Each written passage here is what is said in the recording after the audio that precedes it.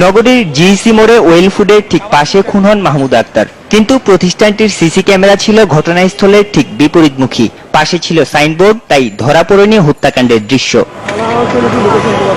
ঘটনাস্থলের একটু দূরে গোলপাহাড়ের কালী মন্দিরের সিসিটিভির ফুটেজে থাকার কথা ছিল খুনিদের পালিয়ে যাওয়ার দৃশ্য।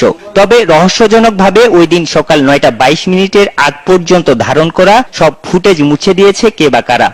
আপনাদের রেকর্ড কি তাহলে হয়েছে? আমাদের রেকর্ড না হলে এখন তো রেকর্ড হচ্ছে, তাহলে আমাদের ওই রেকর্ডগুলি কই?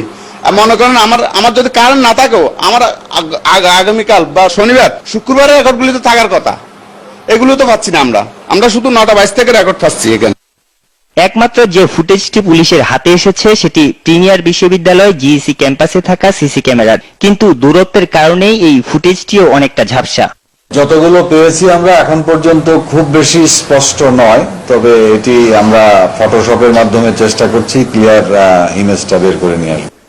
পুলিশ কর্মকর্তারাও স্বীকার করছেন খুনিরা পরিকল্পিতভাবে স্থানটি বেছে নিয়েছে। প্রযুক্তিগত দিক মাথায় রেখেই নেমেছিল হত্যা মিশনে। প্রযুক্তি দিয়ে যতটুকু নিজেদেরকে প্রোটেক্ট করা যায় এটা করে নিয়ে কিন্তু এরা কাজ করতে চায়, তো সেইটি আমাদের মাথায় আছে এবং কোন বিষয়টি কেন কিভাবে ঘটেছে, কারা করেছে, এগুলো এই তদন্তের অংশ, এগুলো আমরা খতিয়ে দেখব। হত্যার আগে ও পরে খুনিদের গতিবিধি শনাক্ত করতে নগরীর সব স্পটের সিসিটিভির ফুটেজ সংগ্রহ করছে পুলিশ।